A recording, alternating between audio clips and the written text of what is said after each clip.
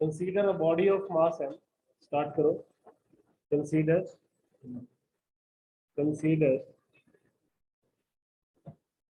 body of mass m, body consider करो जिसका मास कितना है m, which is allowed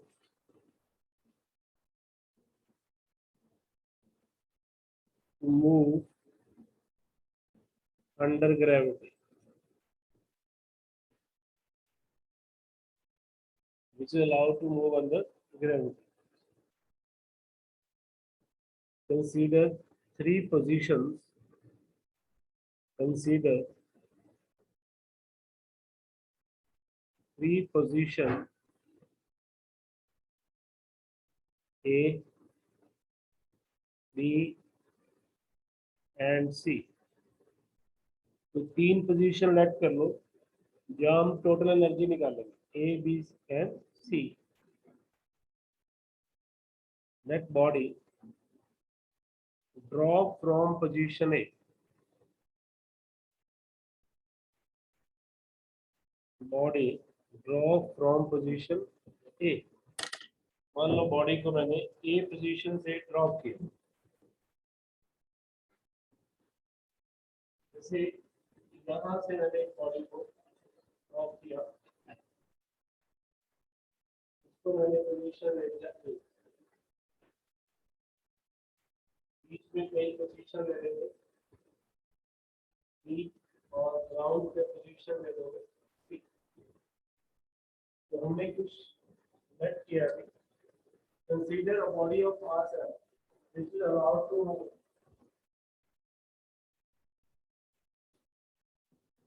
Consider body of mass m which is allowed to move under gravity. Consider three position A, B, C. Let the bodies drop from position A. इतना लिख लिया आपने। अब मैं आपको डायग्राम दिखाता हूँ यहाँ पे बोर्ड पे। इंट्रोडक्शन को मैं रिमूव कर, ये वो डायग्राम है ए बी और सी, ए बी और सी। तो पहले आप हेडिंग बना लो एट पोजीशन ए, एट पोजीशन ए पोजीशन पे आप मेरे को ये बताओ काइनेटिक एनर्जी कितनी है जबकि बॉडी ड्रॉप की गई है। यहाँ से body is drop, initial velocity is 0, at position A kinetic energy at A is 0। ठीक है क्या ये? और ये ग्राउंड से कितनी हाइट पे, एच पे, तो potential energy at A mgh,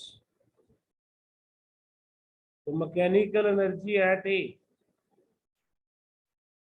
0 plus mgh equal to mgh। A पर आपके पास मैकेनिकल एनर्जी कितनी होगी mgh, यस और नो? इतना समझ में आ गया यार? रिपीट करो सभी को वापिस से। अभी बॉडी ना ए पोजीशन पे ही है, यहाँ रेस्ट पे पड़ी हुई। जब बॉडी रेस्ट पे होती है तो इनिशियल एनर्जी कितनी होती है, इनिशियल वेलोसिटी कितनी होती है? 0। तो काइनेटिक एनर्जी एट ए क्या होगी फिर? हाफ mv² होता है ना, वो होगी 0। बॉडी ग्राउंड से कितनी हाइट पे है? h, तो पोटेंशियल एनर्जी कितनी होगी? mgh।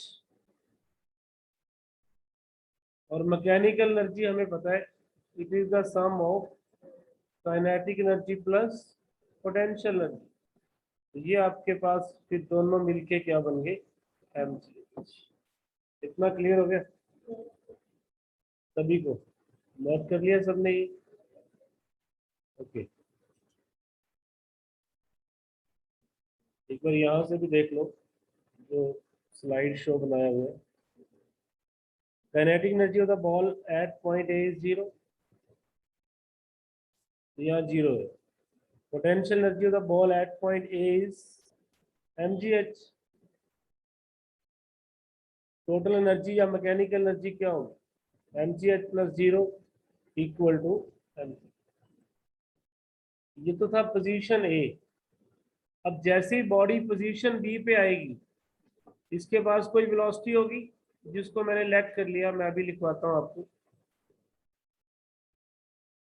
Eight position B, at point B, the ball reaches to point B, let its velocity at B is VB and it cover distance या displacement कितना diagram में दिखाया हुआ है x। तो ग्राउंड से इसकी हाइट कितनी रहेगी, h माइनस एक्स में। The height of the ball, the height of the ball from the ground is h minus x.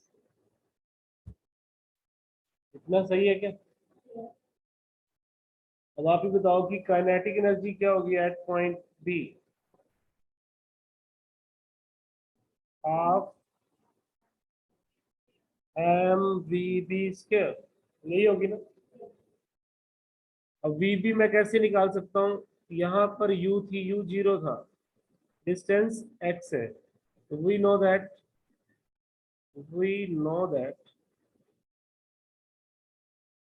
vb² minus 0² 2gx, equation of motion, equation of motion. यहां से vb की value क्या आएगी, vb² ही निकाल लो, 2gx। Equation ये 4 होगी ना, पहले 3 तक बना चुके हैं, इसको 5 कर लो। फ्रॉम 4 एंड 5 काइनेटिक एनर्जी क्या बनेगी, खुद ही बताओ। हाफ m vb का स्क्वायर कितना, 2gx, मिलके कितनी बन गई, mgx। Equation number 6, equation number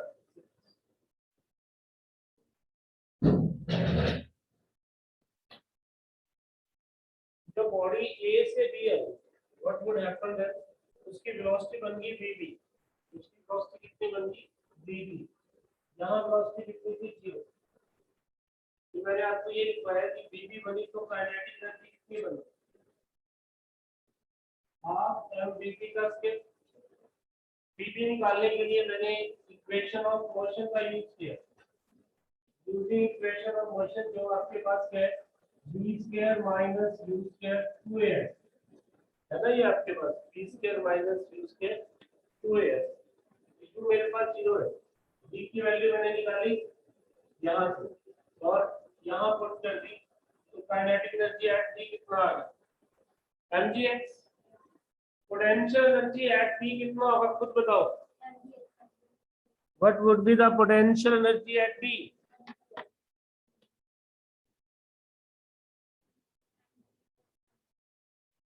check कर लो अच्छे से, देखो potential energy at B mgh minus X, इसको इक्वेशन नंबर क्या कर दें 7। तो total energy, total mechanical energy at B वो होगी kinetic energy at B plus potential energy at B. Kinetic energy कितनी थी, अभी आपने निकाली थी mgx, और पोटेंशियल एनर्जी कितनी है, इसको ऐड करके देखो ये भी कितना आ गया mgh। Equation number 8 is mgh। Equation 3 भी यही था mgh, b पर भी mgh, तो energy can neither be created और भी डिस्ट्रॉय। ये समझ में आ गया। अब आप एट सी, नेक्स्ट पॉइंट आप देखिए, जब बॉडी कहाँ पहुंच जाएगी, एट सी। ये बी वाला मैंने बता दिया तो मैं इसको क्लियर कर रहा हूँ। ये हो गया सारा। अब लिखो at C, when body reaches the ground at C. जब बॉडी यहाँ आएगी उसके पास कितनी वेलोसिटी लेट कर ली, वी सी। तो काइनेटिक एनर्जी एट सी कितना होगा, half m v c square. Equation number 9, half m v c square. अब इक्वेशन ऑफ मोशन लगा दो यहाँ का पूरा, v c square minus zero square 2g, कितना डिस्टेंस कवर किया इसने, h,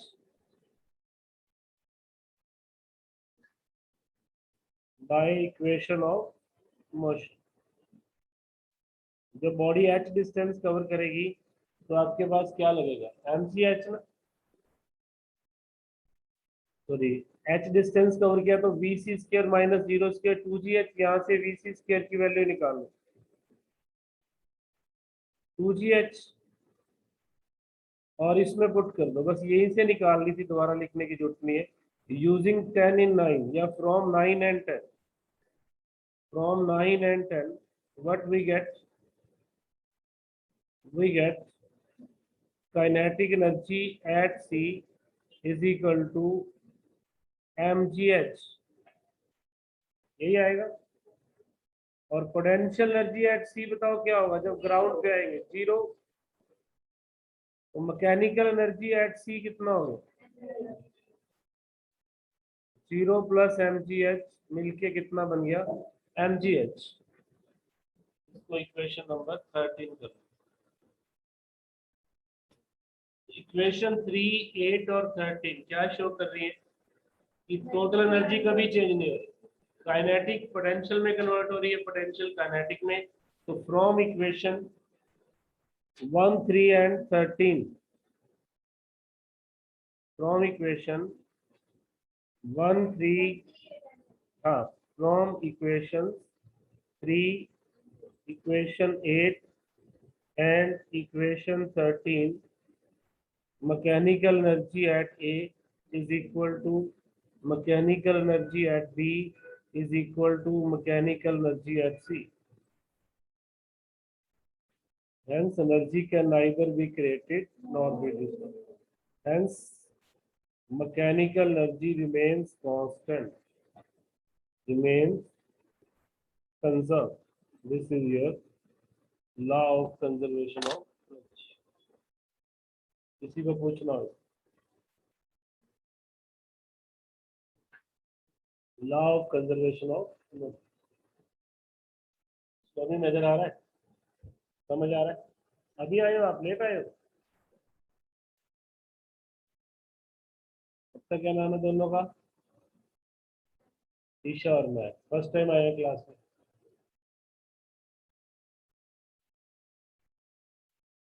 Energy can neither be created nor be destroyed, but it can be converted from one form of energy to the another form. ये सबको समझ में आ गया। अब मैं एक पॉइंट और क्लियर करता हूँ तुम्हें। जो पोटेंशियल एनर्जी हमने पढ़ा था, आप हेडिंग बनाओ पोटेंशियल एनर्जी ऑफ स्प्रिंग, ये इंपॉर्टेंट है। पोटेंशियल एनर्जी ऑफ स्प्रिंग, मान लो ये अपने पास एक स्प्रिंग है,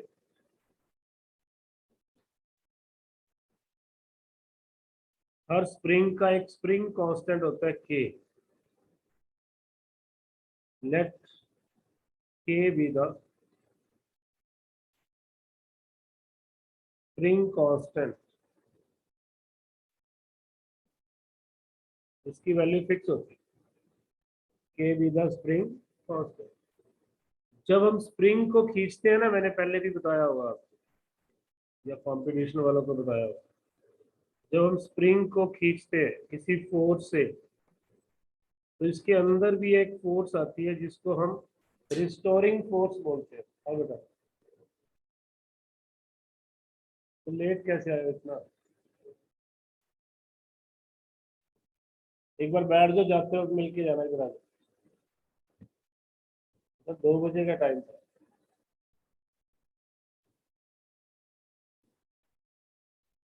इधर आ जाओ, वायर को ध्यान से क्या वायर?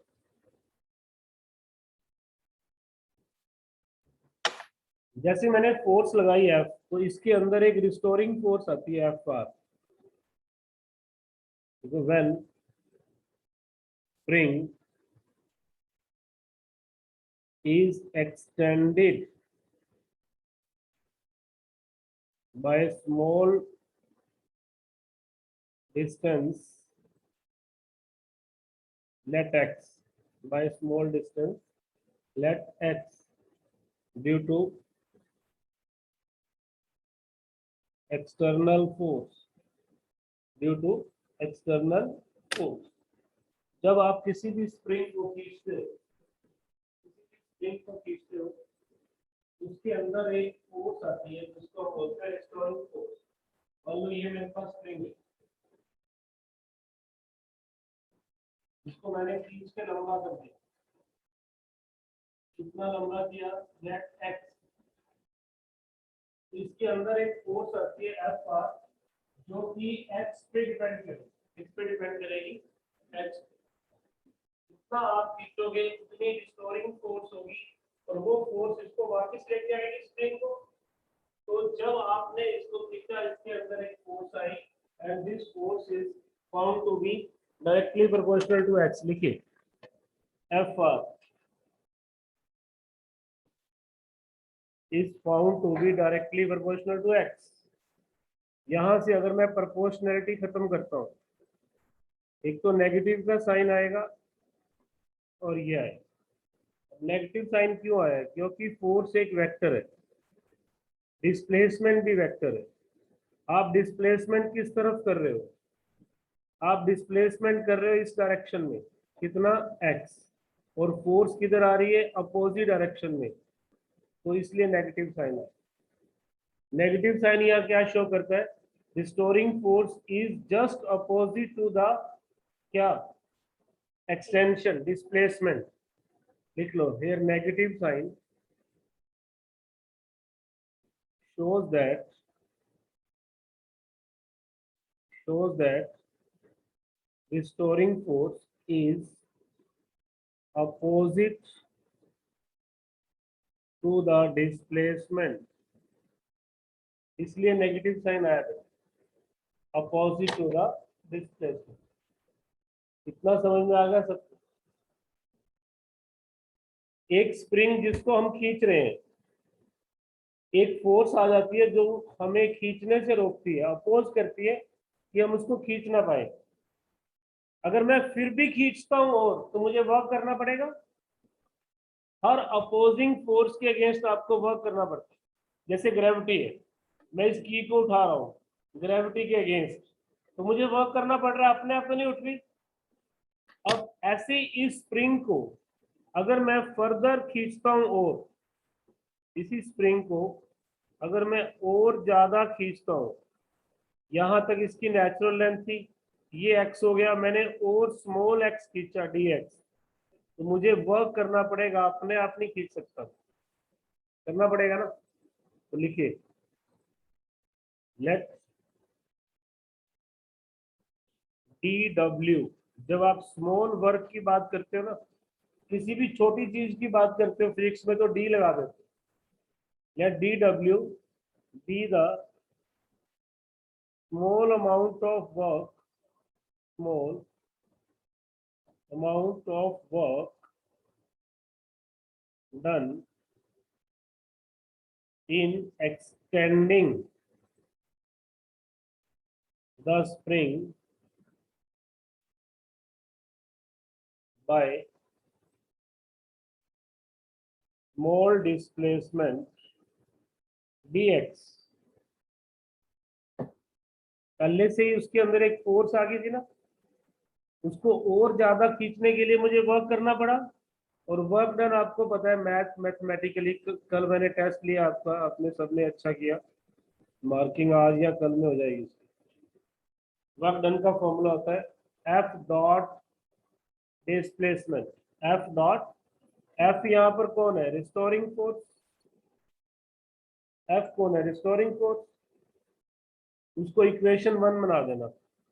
इसको पहले मैं खोल लूँ डॉट प्रोडक्ट को, सबको पता है डॉट प्रोडक्ट कैसे खोलते हैं, D x cos 180 degree, cos 180 क्यों, वो मैंने बता दिया था, फोर्स इधर है और डिस्प्लेसमेंट इस तरफ हो, तो आपके पास क्या आएगा 180, फोर्स की वैल्यू कितनी थी के एक्स डी एक्स, और कॉस 180 कितना होता है -1, तो यहां से मेरे पास वर्क डन किसके इक्वल आ गया, के एक्स डी एक्स। यहाँ तक नोट कर लो बेटा, इक्वेशन बनानी है बना लो, नहीं तो ऐसे ही रहने दो, इसको फिर इक्वेशन 2 कर लो, और जो फोर्स वाली इक्वेशन बनाई थी ना उसको 1 कर लो इसको, ये आपकी इक्वेशन 2 आ गई। जब एक स्प्रिंग को हमने खींचा तो उसके अंदर फोर्स आई एफ आर, उसको दोबारा से ओवर एक्सटेंड किया तो मुझे वर्क करना पड़ा, तो वो वर्क किसके इक्वल होता है, force dot D x, dot product का फॉर्मूला सबको पता है वेक्टर में, ए बी कॉस थीटा। अब फोर्स इस तरफ है, डिस्प्लेसमेंट इस तरफ है, दोनों के बीच में एंगल कितना है 180, कॉस 180 कितना होता है -1, तो मेरे पास स्मॉल वर्क डन कितना आ गया के एक्स डी एक्स। अब टोटल वर्क निकालना है, टोटल वर्क इंटीग्रेशन करेंगे, लिखो total work done, total work done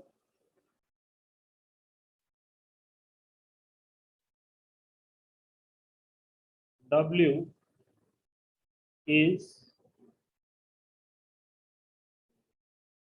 given as, given है, वो हमेशा जब आप स्मॉल वर्क निकालते हो ना, इंटीग्रेशन से आप के एक्स डी एक्स का कर देते हो, लिमिट कर देते हो 0 से x, total work done W is given as, limit आप कोई भी वेरिएबल ले लेते हो x, जहां तक आपने खींचा। अब जिन बच्चों ने इंटीग्रेशन नहीं किया हुआ मेरे से अभी, उनको मैं एक फॉर्मूला बता देता हूँ, जब भी इंटीग्रेशन में कोई भी पावर हो उसका इंटीग्रेशन होता है x की 7/7, 1 ऐड हो जाता है, हमेशा इंटीग्रेशन में पावर में 1 ऐड करना, अगर इंटीग्रेशन x की पावर 7 होगा तो उसका आंसर आएगा x की 8/8। अब यहाँ x की पावर क्या है 1, कुछ नहीं होता तो 1 तो होता है ना, तो यहाँ k तो कांस्टेंट है, उसको बाहर कर लो, और ये क्या बनेगा x²/2, और लिमिट भी 0 से x, 0 से x ना, तो पहले अपर लिमिट डालोगे माइनस में लोअर लिमिट, अपर लिमिट डालोगे तो ये क्या बनेगा हाफ के एक्स के, और लोअर लिमिट डालोगे तो क्या बनेगा 0। तो स्प्रिंग को खींचने से जो आपको वर्क करना पड़ा वो इतना वर्क करना पड़ा, work done is equal to half k x k, half k, इधर समझ में आ रहा है, इधर आप दोनों को, आपको क्लियर है रिया, उधर लास्ट में जो बच्चे बैठे हैं आपको समझ में आ गया दोनों को, इधर ठीक है, आपको भी क्लियर है बेटा। अब जब भी कोई वर्क आप किसी भी अपोजिंग फोर्स के अगेंस्ट करते हो, जैसे ग्रेविटेशनल फोर्स है मेरे को अपोज कर रही है, अगर मैं किसी बॉडी को उठा रहा हूं तो ग्रेविटेशनल फोर्स अपोज कर रही है ना, तो जो मैं वर्क करता हूं वो किस में जाएगा पोटेंशियल एनर्जी में, mgh में।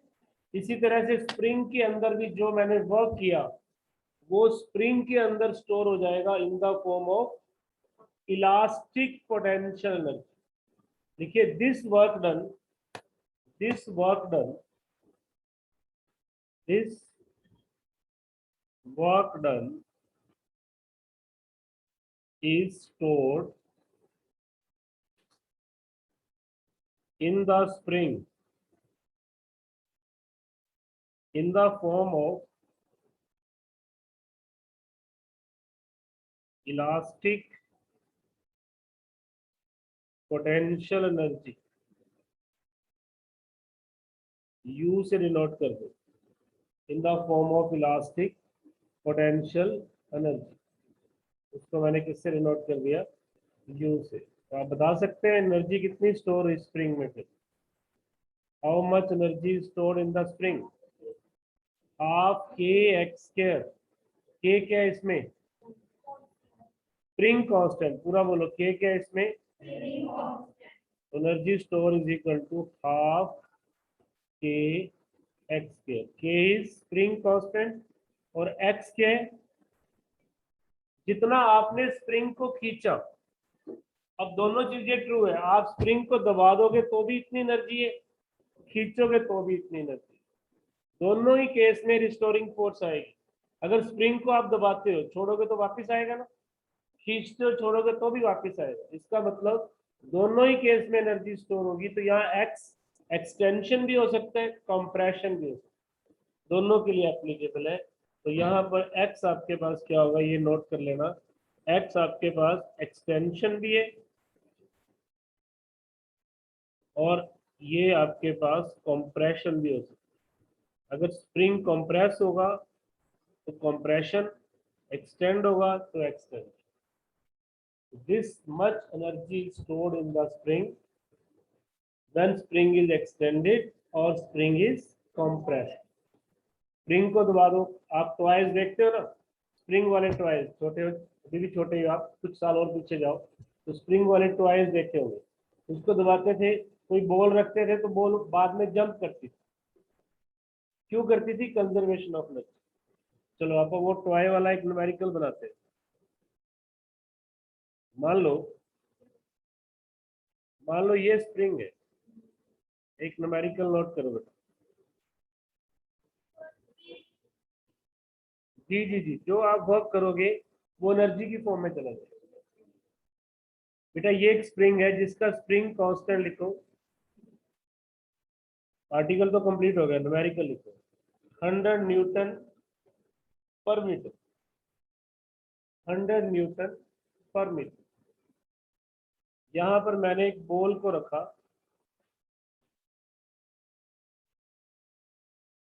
क्या बेटा, सुना नहीं मुझे, हाँ एक स्प्रिंग के लिए फिक्स रहे, जो आपको न्यूमेरिकल में स्प्रिंग दिया होगा उसके लिए के फिक्स रहेगा, क्योंकि स्प्रिंग स्टील का भी हो सकता है, कॉपर का भी हो सकता है, किसी और मेटल का भी, हर मेटल के लिए अलग अलग के की value nature of the spring के, nature of the material of the spring पे डिपेंड करेगी। एक बार आपको स्प्रिंग दे दिया तो के फिक्स हो गया। अब हमने एक बॉल ली जिसका मास है मान लो 10 ग्राम, बॉल का मास कितना, 10 ग्राम। क्या किया हमने, इस बॉल की हेल्प से स्प्रिंग को थोड़ा सा हमने कंप्रेस कर दिया, यहां से जो स्प्रिंग ये था वो अब स्प्रिंग ये रहे, हमने इसको दबाया, मान लो 1 सेंटीमीटर हमने स्प्रिंग को कंप्रेस कर दिया, कितना सेंटीमीटर, 1 सेंटीमीटर। तो सबसे पहला क्वेश्चन तो ये, कितनी एनर्जी स्टोर होगी स्प्रिंग में, energy store in spring you, formula मैंने अभी बताया, क्या होगा, हाफ के एक्स के, होगा ना, निकाल निकालो कितनी एनर्जी स्टोर होगी स्प्रिंग में,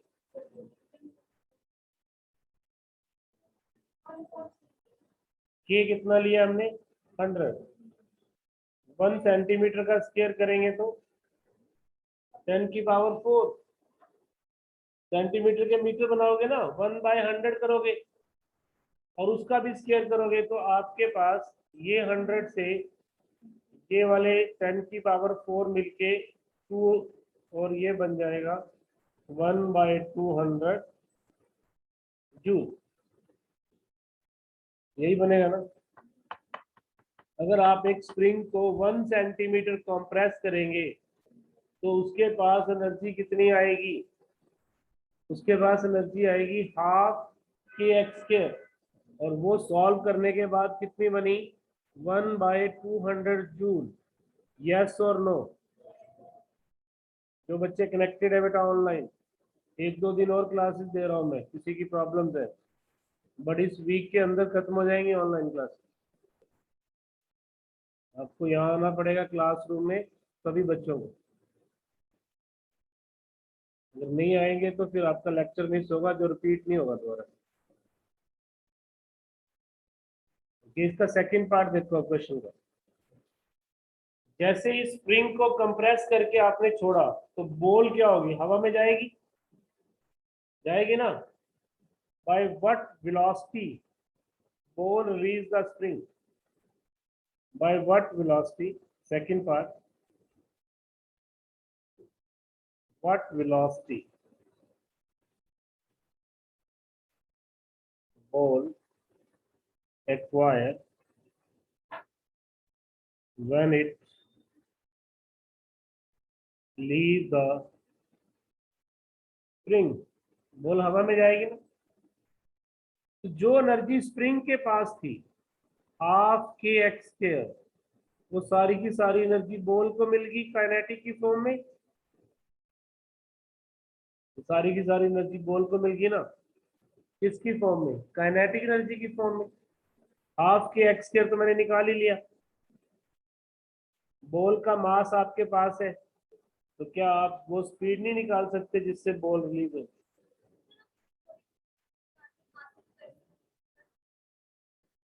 फोर्सेस कंजर्व नहीं रहेंगी, एनर्जी कंजर्व रहेगी।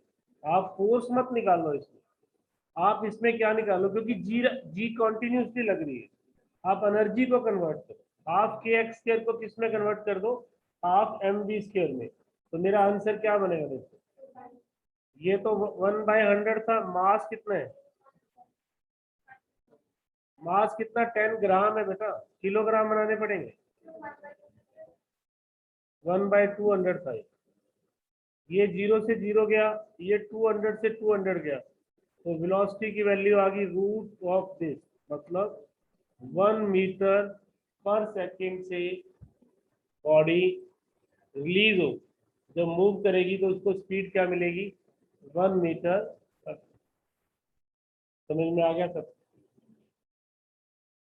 ठीक है क्या ये? आपको क्लियर है बच्चे? सभी को क्लियर है? एक क्वेश्चन और देखो। ऐसे एक स्प्रिंग बनाओ, हॉरिजॉन्टल स्प्रिंग। ये एक स्प्रिंग है, टेबल के ऊपर माउंटेड है। ये टेबल है, और यहां से एक बॉल, जिसको मैंने वेलोसिटी दी 10 मीटर पर सेकेंड। कितनी वेलोसिटी दी? 10 मीटर पर सेकेंड। और ये टेबल का जो टॉप है ना, ये फ्रिक्शनलेस है, there is no friction, it is frictionless. जब फ्रिक्शन नहीं है तो इसको रोकने वाला कोई नहीं होगा, इसकी स्पीड 10 ही रहेगी। जब ये आके इसको हिट करेगी स्प्रिंग को, तब भी इसके पास कितनी स्पीड होगी? 10। अब ये अपनी स्पीड से स्प्रिंग को कंप्रेस करेगी। मान लो के मेरे पास है 100 न्यूटन पर मीटर, यूनिट होते हैं न्यूटन पर मीटर। तो आपने ये बताना है कि by what distance spring comprises, compression निकालना है स्प्रिंग का, एक्स निकालना है। एनर्जी कंजर्वेशन लगाना,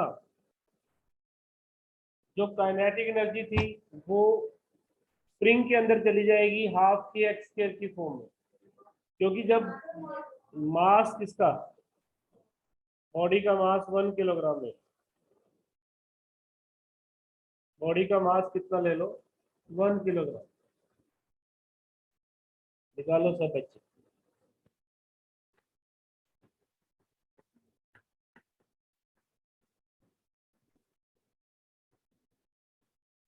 बेटा आपका नाम क्या है? वंशिका। अभी अभी आया है ना? पूरा नाम दोबारा से बोलो। अच्छा तो आपका मैसेज नहीं आया था कि रास्ते में किसका मैसेज आया? आपका नहीं होगा, किसी और का। वो कितना? 1 मीटर।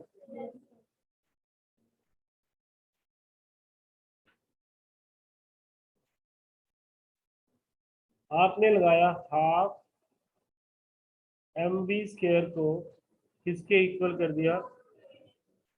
हाफ के एक्स के। यही किया ना? हाफ से हाफ काट दो। मास आपके पास है, मास कितना है? 1 किलोग्राम। वेलोसिटी कितनी है? 10 का स्क्वायर। के कितना? 100। और निकालना क्या है मुझे? एक्स निकालना है। तो यहाँ से एक्स की वैल्यू 1 नहीं आ गई? 1 मीटर। यही आंसर आ रहा है क्या आपका?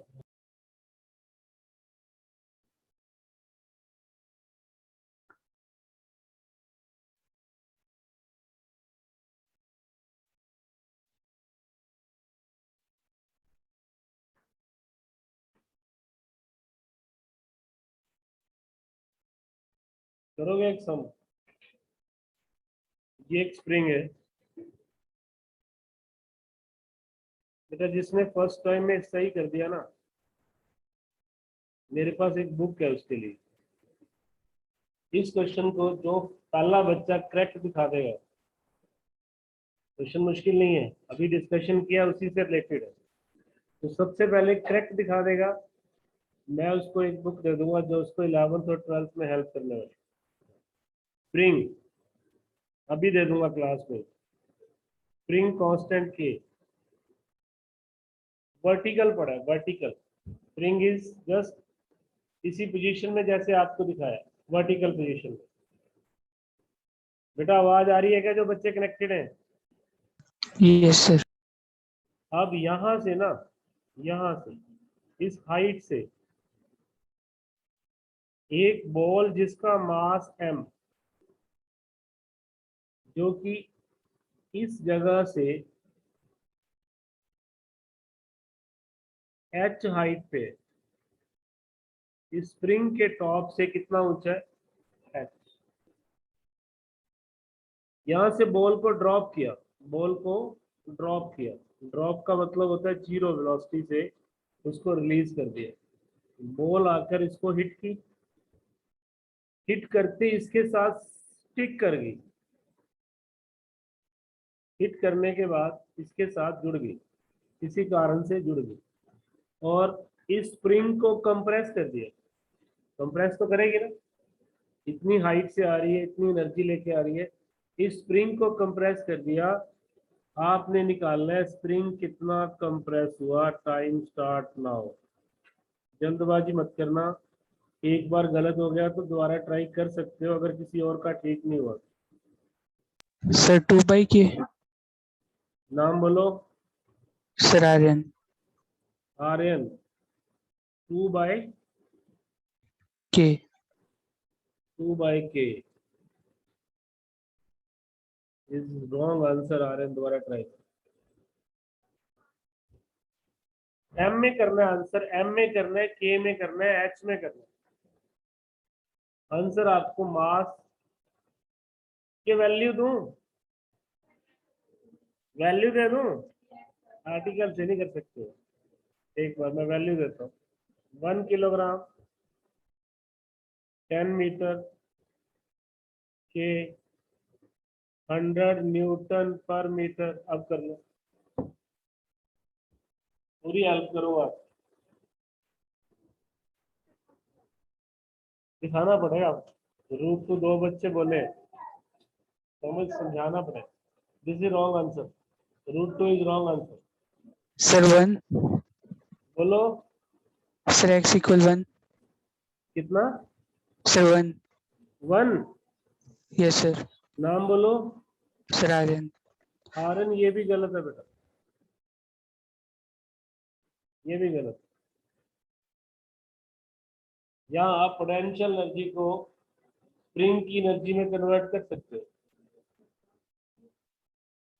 √2 तो रॉन्ग हो गया ना, बोल दिया मैंने, कुछ और सोचो। √2 इज द रॉन्ग आंसर।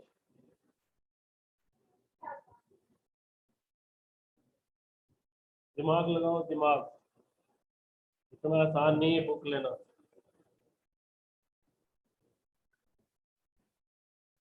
दिमाग की बत्ती जलानी पड़ेगी। पिछली बार स्नेहा ने क्रैक किया था क्लास। दिखाओ दिखाओ दिखाओ, मैथड चेक करवाओ।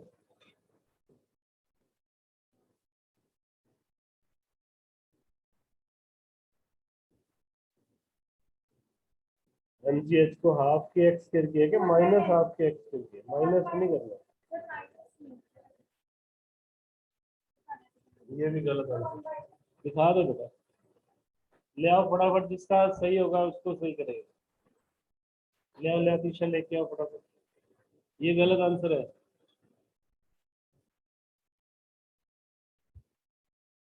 नहीं बेटा, कुछ मिस कर रहे हो जो मैं चाह रहा हूँ कि मिस ना हो। तू गलत आंसर है, 1 रॉन्ग आंसर है। तो टेक्निकल चीज आप मिस कर रहे हो, ये बच्चे ने पकड़ तो लिया। Yes, this is the correct answer. 1 plus minus √201/10। 1 plus minus, minus तो ये छोड़ देंगे इसमें से, पॉजिटिव आंसर रहेगा। तो इसका आंसर रहेगा 1 प्लस 201√10। क्लैप करो इसके लिए पहले तो। आप जब से बुक लेके जाना चाहते हो। अब आप सुनिए कैसे, कहाँ गलती कर रहे हो आप लोगों ने, पता है क्या गलती की है? आप लोग ये कर रहे हो MgH is equal to half k x square, यही कर रहे हो ना। जबकि जब ये बॉल इसको कंप्रेस करेगी तो स्प्रिंग यहाँ आ जाएगा ना। तो पोटेंशियल एनर्जी कितनी चेंज होगी? MgH चेंज नहीं होगी, MgH प्लस एक्स चेंज होगी। पोटेंशियल एनर्जी कितनी चेंज होगी? ऊपर से चेंज हो रही है ना। आप लोग क्या कर रहे हो, उसको MgH तक कर रहे हो, लेकिन जब स्प्रिंग कंप्रेस होगा, यहां पहुंचेगा, तो ये वाली बॉल कितना नीचे आई? ये वाली बॉल नीचे आई mg, ये नहीं लगाना, ये वाली बॉल नीचे आई MgH प्लस एक्स, और वो सारी की सारी एनर्जी किस में चलेगी? हाफ के एक्स के। क्वाड्रेटिक बनेगी। क्या बनेगी? क्वाड्रेटिक। मास कितना दिया मैंने? 1। जी कितना लोगे? 10 ले लो। एच कितना? 10 था। एक्स मुझे निकालना है। एक बार आंसर वेरीफाई करूंगा मैंने मेथड चेक किया, अभी पूरा आंसर मैच होना चाहिए। अभी मैंने सिर्फ मेथड देखा। तो ये मेरे पास बन गया 50x²। क्या बन गया? 50x²। अब क्वाड्रेटिक क्या बनी? ये 10 को अंदर ले जाओ, ये बन जाएगी 100 plus 10x is equal to 50x²। ये समझ में आ गया ना h प्लस एक्स क्यों किया मैंने? क्योंकि जब स्प्रिंग कंप्रेस होगा तो बॉल h नीचे नहीं आएगी, बॉल तो h प्लस एक्स आएगी। एक जीरो कैंसिल हो सकती है, तीनों तरफ पड़ी हुई है। तो क्वाड्रेटिक मेरे पास बनेगी 5x² माइनस का x माइनस का 1, ये क्वाड्रेटिक बनेगी। -10। और क्वाड्रेटिक कैसे सॉल्व करते हैं आपको पता ही है, -b plus minus b² minus 4ac/2a, याद है ना ये? तो मैं दोबारा से इसको लिख रहा हूँ। क्वाड्रेटिक बता दो क्या बनी थी? 5x² -10। तो ये मेरा आंसर आएगा -b 1 हो गया, प्लस माइनस b² 1 हो गया, माइनस का 4ac, ये कितना हो गया? 200 हो गया, बाय 2a, ये कितना हो गया? 10। क्योंकि x आपका कंप्रेस हो रहा है तो नेगेटिव साइन आप छोड़ दोगे, आपका आंसर बनेगा √201/10।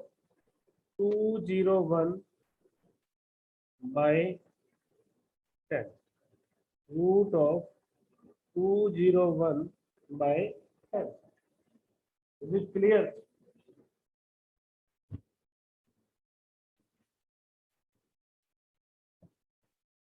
तो बुक लेना कौन सी है ना, वो बुक दो ना जो काम आएगी। आप मैथ्स है ना आपके पास, ठीक है, एमटीजी का जेई मेंस न्यू पैटर्न पे है और प्रैक्टिस प्रॉब्लम है, ऑल इन वन, ये भी अच्छी बुक है, 11th की है, 11th में है ना, क्लास करो बेटा इसके लिए। अरे अरे